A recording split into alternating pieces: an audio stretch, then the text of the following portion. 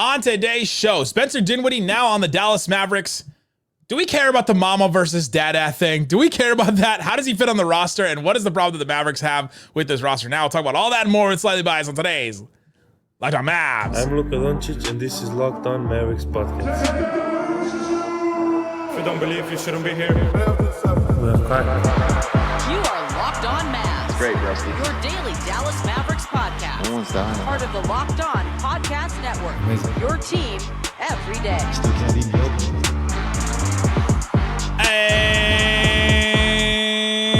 And welcome. You are locked on to the Dallas Mavericks. My name is Nick Angstadt, media member and NBA channel manager of the Locked On Podcast Network, your team every day. Thanks for being part of the show, making Locked On Mavs your first listen today.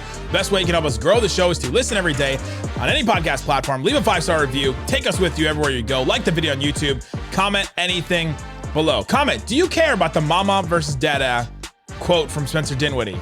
Dinwiddie coming home to mom. Some Mavs fans are mad about it. Some don't care. I'm curious if you do or if you don't care.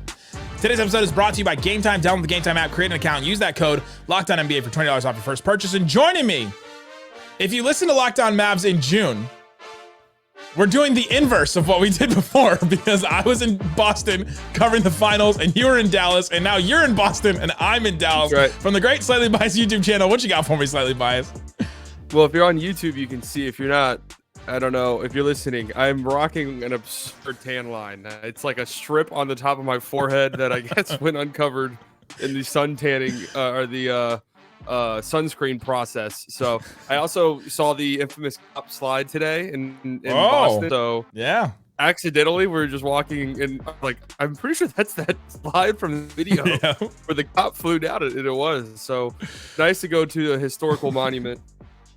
It is historical. I went to it as well while I was there, and I went with Drake Toll from our Locked On Big 12 show after the Savannah Bananas game. We went there, and there was a designated police officer there to like make sure that people didn't go down it while it was closed. Wow. And so like I some wanted people to would summon the courage to ask a police officer in the area, like, hey, who like, what? Tell me about that guy. Is Do you he know still the in guy? force? Yeah. Like, was he Do you know the guy? shamed to retirement? Does the city just feel gross to you? Is there anything about it that you're just like, I just don't want to be here? It's an incredible city. I love it. Walkable, public transit. Boom, I'm in. Would live here without a shadow of doubt. Yes. Is there Celtics gear everywhere? Yes, obviously. Have you seen a Luka sucks or a Kyrie sucks shirt? No, I saw a Luka jersey today. Let's go.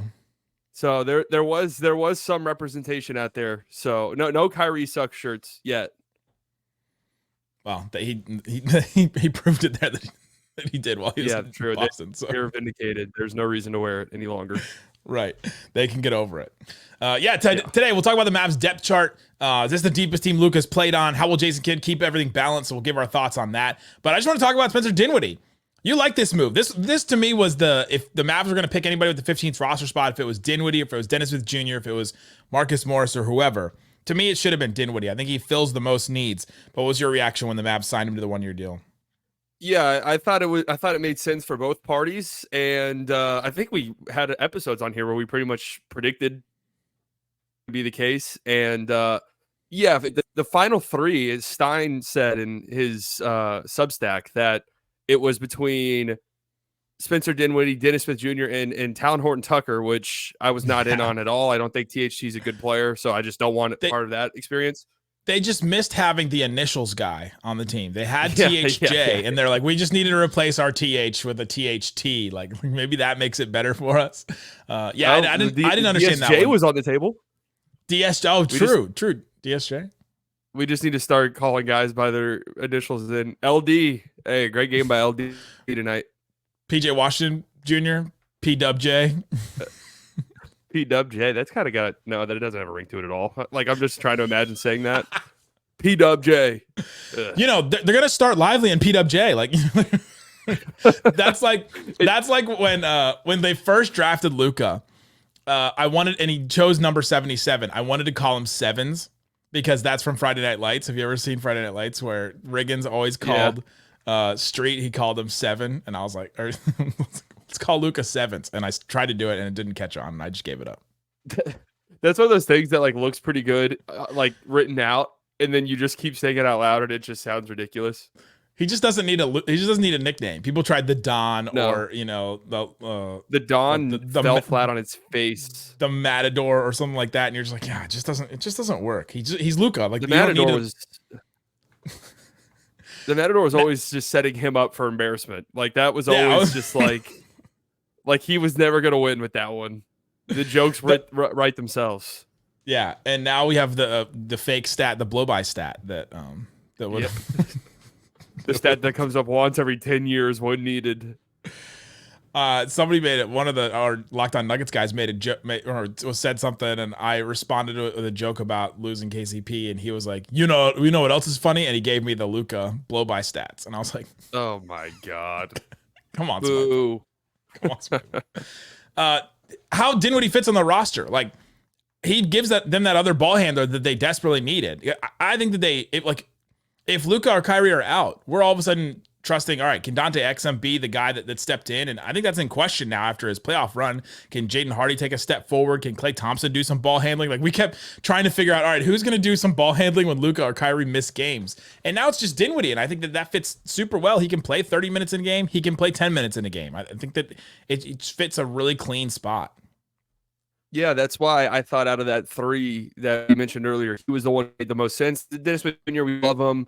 It would have been cool to have back, obviously, for a lot of different reasons. But, he just a great point of attack defender, which is something the Mavericks roster kind of lacks, but offensively just isn't where you really need to be a constant contributor in an NBA rotation. And that was just a sneaky need for the Mavericks was another ball handler, somebody who could run the offense and sort of steady the ship if needed. Not like a second or third guy. He's not going to be that, obviously, but he's going to be somebody who, like you said, 30 minutes some nights, 10 minutes, maybe even DNPs other nights. So it made the most sense to me. And I think it punctuates a really, really good offseason for the Mavericks. Absolutely. You mentioned in your instant reaction or your reaction video on Twitter, do you think that Dinwiddie could get DNPs? Do you actually think that he could get DNPs, like he won't play some games? Yeah, I think that's definitely possible. That he'll just not play. For sure.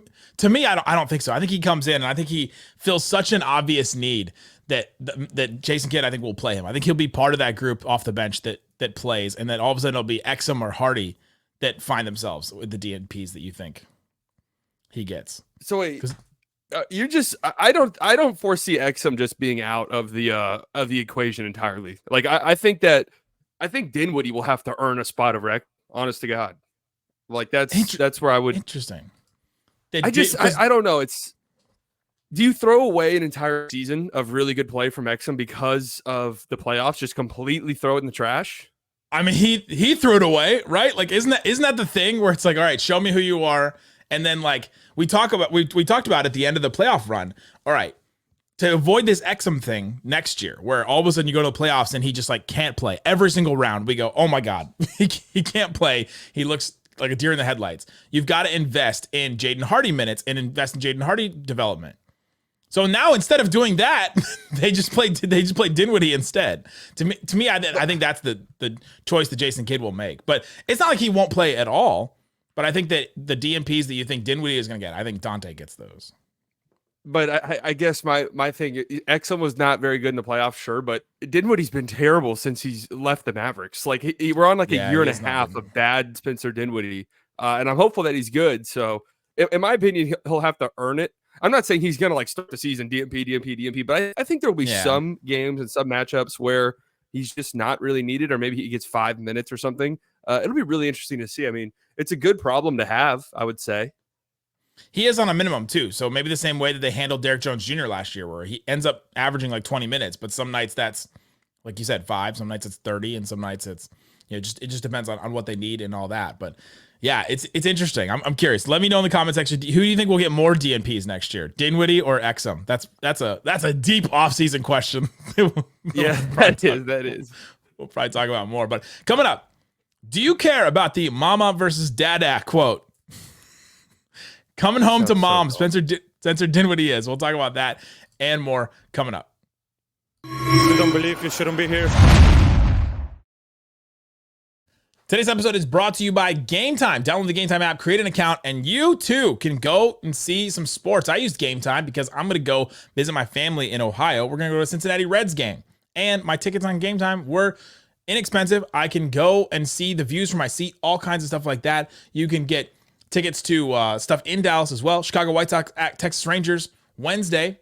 If you're listening to this somehow, more than $13 for tickets. There's a Ravens versus Cowboys game, $40 for those. You can see the views from your seat. You can do all kinds of stuff like that. I love that they have that the prices go down as you get closer to the event. You get 60% off buying last-minute tickets for sports, concert, comedy, and theater with the last-minute deals. That's a priority. Go check out that. I have the all-in pricing that I love as well. Take the guesswork out of buying MLB tickets with Game Time. Download the Game Time app, create an account, use that code LOCKEDONNBA for $20 off your first purchase. Again, terms apply. Create an account, redeem that code LOCKEDONNBA, LOCKEDONNBA for $20 off. Download Game Time today. Last-minute tickets, lowest prices, guaranteed.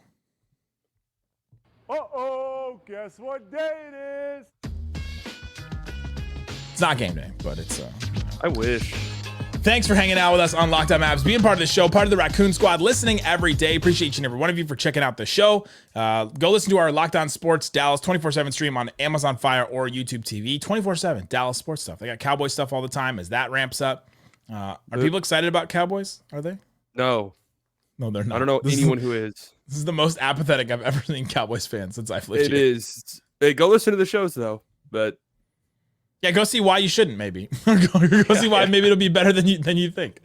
Yeah, go listen to Landon and Marcus. Maybe they'll make you feel better about it. We've been talking about Spencer Dinwiddie.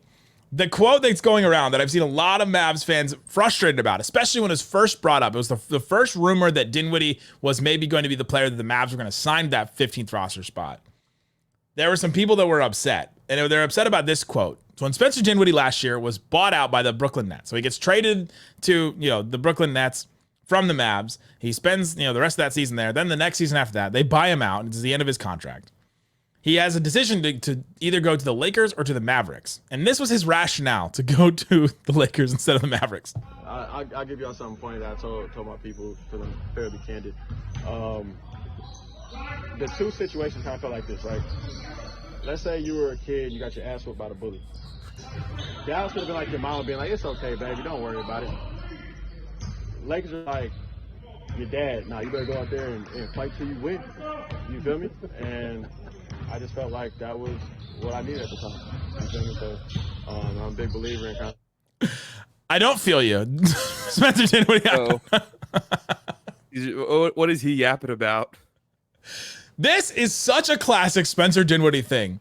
For covering Spencer Dinwiddie for two separate, stints with the Mavericks.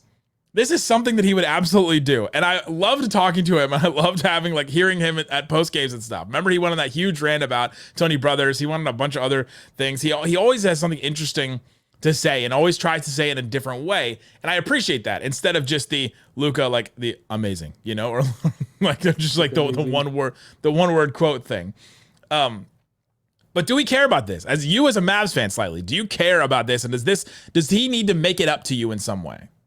No, not in the slightest. I don't.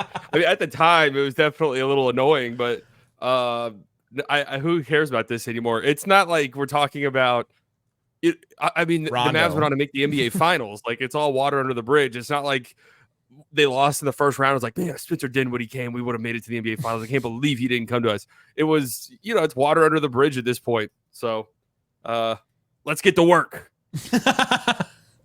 I get why Mavs fans are frustrated about it because he did spurn. Who cares, man? Is anyone actually like, no, we shouldn't have brought him back because he said that? Because he didn't choose. He didn't choose. He called them mama. This is a safe place. The Lakers is an actual challenge and it's something that's different and exciting. You don't feel that he didn't choose you and that is some sort of spurn.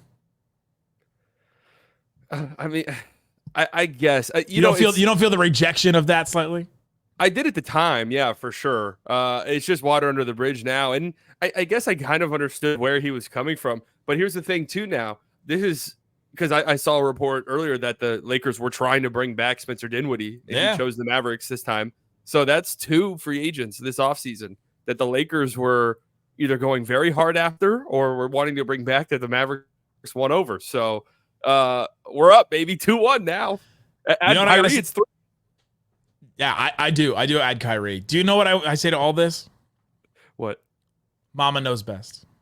Mama always knows best. That's what to me personally, I think that this is a non-issue.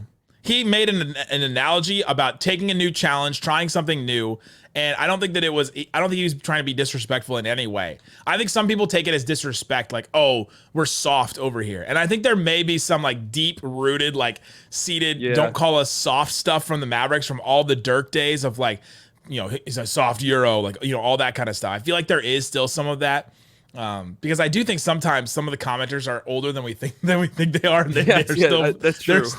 They're still like they were around during that era of Dirk getting called soft all the time, and that is like, you know, so it feels like that. Oh, the Mavs are the soft mama that brings you. Soft mama is a weird thing that I just said. They're the one that'll like coddle you, and they're the one that'll whereas the, you know, go to dad and he'll tell you to fight back. Well, the Mavs won't fight back. What do you mean the Mavs won't fight back? I don't care about it. I don't care about it. To him, it just represented a new challenge. He wanted to try something different, and he went out and did that. And guess what? He fell on his face because he got benched in the playoffs, and it was a really bad experience for him. He shot well from 3 during the regular season, but really didn't do a lot else.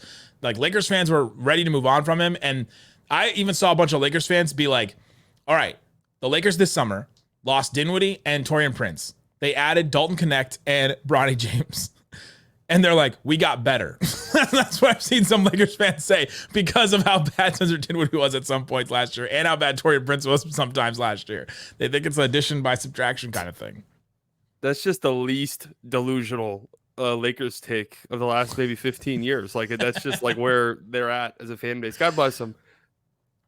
But he tried. He tried to prove himself, and it didn't work. And now he's coming to a spot that, and you know, it's changed. The finals run did change things. This isn't mama, oh, hey, come on, Spencer Dinwiddie. Like, we're the Mavericks and we're cool with around 50 wins. Like, there's real expectations now. So it's similar circumstances for him where the expectations will be high. I don't think he's as important for the Mavericks as he was, like, the idea of him was for the Lakers last year whenever he signed there. But he's going to have to be good. Like, and the Mavericks are going to want to win a lot of games, but he's a little bit more comfortable here. This was the last time he was good, was in Dallas. There also will be a challenge. We just talked about, will Exum or him or Hardy, like, will they come in and fill in? There's a chance that Hardy still makes a leap. Growth is not always linear. And just because we didn't see Hardy take the leap from year 1 to year 2 and really step into that role, maybe year 3 he like takes off. Maybe some of those finals experiences, maybe some of the Western Conference Finals where we go, oh my God, Hardy is better than like some of these guys on the roster, and they can trust him in these big moments. Maybe someone clicks in him, and all of a sudden he takes that leap forward. And so then you're like, all right, it's Dinwiddie, Exum, or Hardy in these moments. And so this is going to be I think this is going to be a challenge for him. You know, mentioned he's probably going to get some DNPs. He's probably going to play 5 minutes sometimes. If he still wants to prove that he can be a regular rotation player, get back to the role that he was with the Mavericks, this is a completely different roster than when he was here before. Like, completely different. We even talked about like how do they play Clay and Grimes and Najee and maybe like, does Omax play any minutes, or do they ever play PJ at 3? Like, all of a sudden, like there's a real crunch there at guard and like the wing kind of area. PJJ, you mean? PWJ. PWJ, that's what it was. PWJ. Yeah, I mean, I mentioned this when I did my little Twitter quick react, but it just is like, this perfectly sort of sums up the job Nico Harrison has done, that we are only 2 years, like 2 calendar years removed from the season starting, and Spencer Dinwiddie was either the second or third scoring option. Like, that was how about best player? Yeah, second or third best player, like behind Christian Wood. Like, that was the It wasn't like it was behind Christian Wood. Like, that's where the expectations were. And now he's joining the roster. You know, obviously he hasn't performed well or anything like that, but now it's Spencer Dinwiddie. Yeah, he could be like the 12th guy maybe, and somebody who, you know, maybe gets spot minutes here or there, or someone's injured. Like, that's how good of a job Nico Harrison has done at building out this roster. I think he's actually been maybe pound for pound the best executive in the NBA over 3 years, honestly. You know what he's done? Oh, you know what he's really done though is Dallas is going to get a seat at the table. They absolutely have. They've gotten seats at the table with these free agents. The Mavs have basically gotten everything they've won on their wish list except for Derrick Jones Jr. coming back, and they still pivoted in a way that we think could be an upgrade for them. And so, coming up, let's talk about the job Nico Harrison has done that you mentioned. Let's talk about, is this the deepest team Luka's ever been on, and how will Jason Kidd keep it balanced? Talk about all that and more coming up. You don't believe you shouldn't be here. Shut it down! Let's go home! All right, Slightly Biased. We're talking about the Dallas Mavericks. We're talking about Spencer Dinwiddie, what he brings to the roster, and now the Mavs roster is kind of filled out. They may do like a musical chairs. AJ Lawson leaves, and Markieff Morris gets added to the roster again for like a veteran presence. He was very important to them as a veteran voice last season. So I personally think that they will do that, but we'll see if they do. If they don't, it's fine. Keep AJ Lawson, and maybe he brings something to the table. But the Mavs depth chart is now complete. To me, I tweeted it out. A bunch of people have like tweeted it. I think it's Luka, Dinwiddie, XM as like your point guard type players. Got Kyrie, Grimes, and Hardy are like your secondary playmakers, like your next guards. Then you have Clay, Najee, and AJ Lawson are like your wings, your threes on the wing. Then you got PWJ, Maxey, and Omax as your like fours or that bigger wing. Then you have Lively, Gafford, and Dwight Powell as your centers or your bigs. That is one of the most complete depth charts we've ever seen. This is the most complete depth chart we've seen from the Mavericks in the Luka era. True or false? Absolutely. This is by far the best team that Luka, on paper, will have had in his career. So I'm very interested to see how this is all going to play out. When you map it out, it just sounds so good. And I'm just, as this offseason has progressed, obviously, I found out about everything that happened 2 weeks after everybody else. So I'm going through the stages at a different level than you guys. But, man, it's just, I really think they did a good job. And you look at how guys like Clay addressed the weaknesses the Mavs had, how Najee Marshall addresses some of the weaknesses the Mavs had, how a guy like Quentin Grimes, the upside of him, sort of addresses some of the weaknesses. And then Spencer Dinwiddie now added into the mix. How about a full year of Gafford and PJ too? Like that's an underrated thing that we haven't really talked about. Is you can't look at the Mavs record last year and like think about PJ Washington and Daniel Gafford being there because they weren't there for most of the season. Yeah, that is a very, very good point. And then of course, this is one of the most active trade deadline teams in the NBA. So who knows how they can improve the roster a few months from now in February. So 50 wins is bare minimum expectations, assuming there's not some crazy injury, knock on wood. 50 wins, 55's in play. I think if some things swing your way, I think the 1 seed is absolutely on the table for the Dallas Mavericks. And I'm excited. I want the season to start. Like I'm excited, but also at the same time, I'm happy that the main guys, obviously Kyrie's dealing with the hand injury, but I'm just happy that Luka is going to have an extended rest here. Yeah, he needs it. I think, Kyrie mentioned even after the hand injuries, like I kind of need this rest and to sit down. I think like a guy like Lively probably needs it from going through the whole offseason and everything. I think it's one of the reasons why I didn't do like Team USA Select and all that kind of stuff. I think Clay having a little longer offseason is probably going to help him too. He's dealt with injuries in the past. And then, those guys will probably get in early and go through the same way they did last year and like have an extended training camp that's, like an OTAs kind of situation if we want to keep the football analogies going.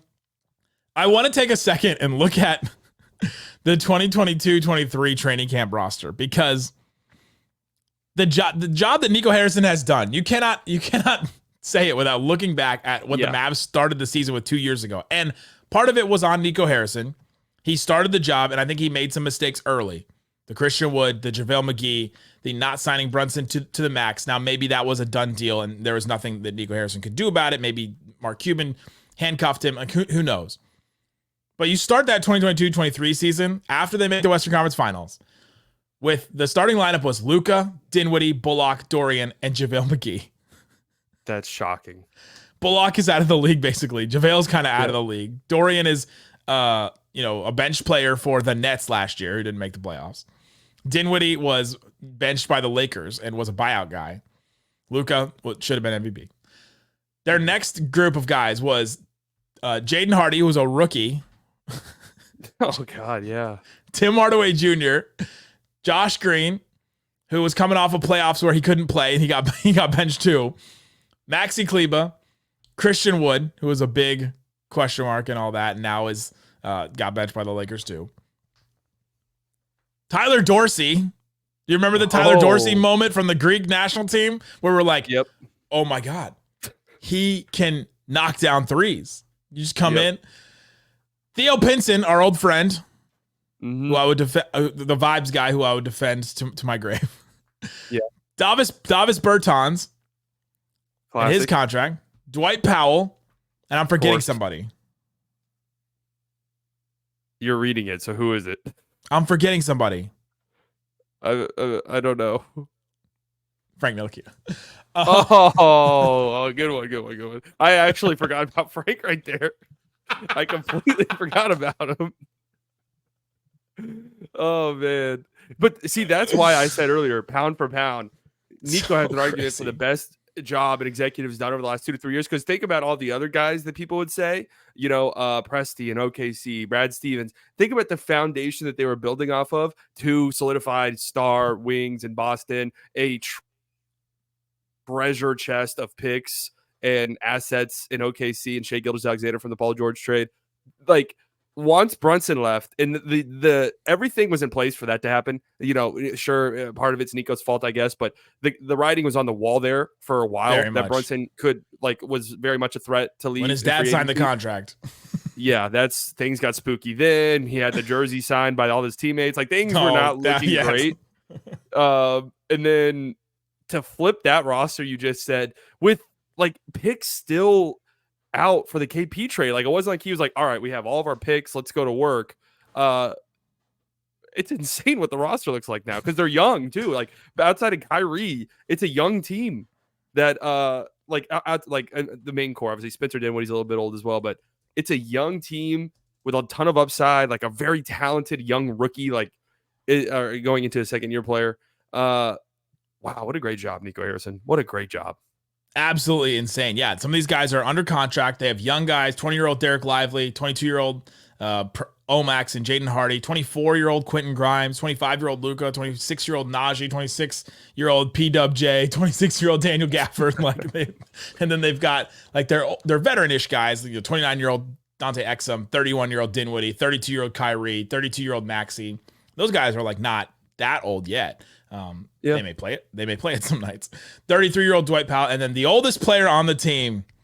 We might be the Splash Bros, but you a Splash God. The splash god in our hearts, Klay Thompson, the oldest guy on the Mavericks. And then maybe, they switch out AJ Lawson for Markieff Morris. But yeah, the switch from where the team was in 2022-23 to start the season to where it is now is insane. It's insane. Yeah.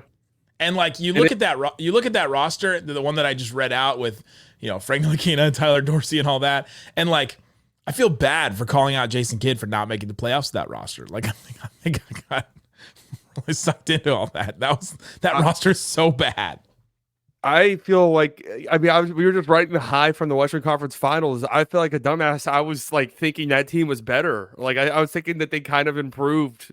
Not dramatically, but I was like, hey, I know they lost Brunson, but Dinwiddie will be fine, and Christian Wood's gonna add an element which is Christian hilarious because I hated Christian Wood. I didn't want him. I hate a strong word. I didn't want him. I didn't think he would fit, and then the Mavs traded for him, and of course I'm trash. So immediately I was like, yeah, actually this is a great move, and now I'm sold. The name checks out.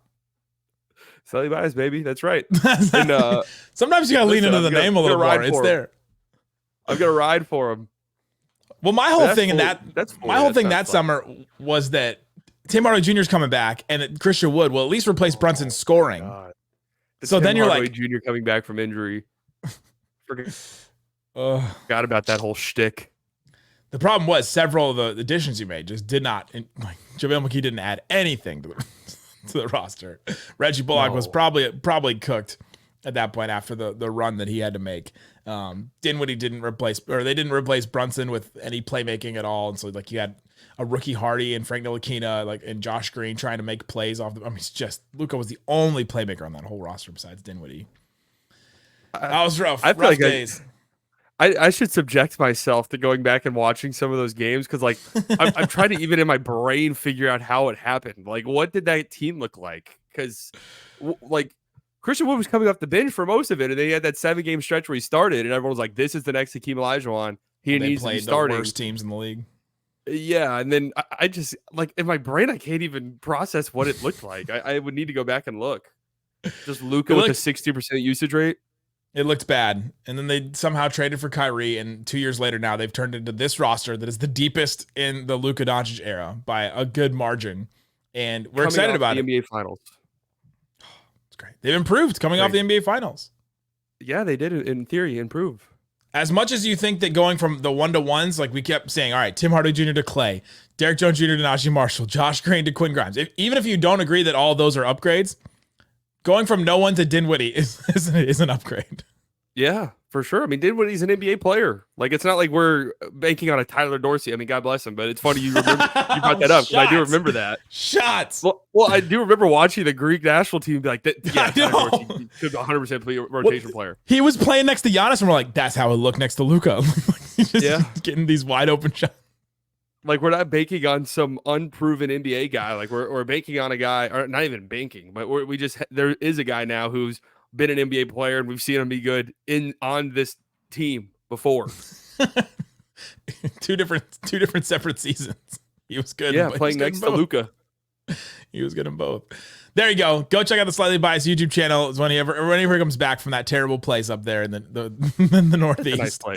It's a nice place. It's a nice place, but it was not. I did not have fun times. Yeah, okay. I'm having fun times. There's a lot of Celtics gear, but that's whatever. I'm still cleaning confetti out of my backpack. That's unfortunate. Guys, thanks so much for listening to Locked On Mavs. We'll be back, and then we'll probably be back with Reggie, Dana, whoever else the rest of this week, talking about these Mavs. Guys, thanks for listening to Locked On Mavs. Peace out. Wicked smart.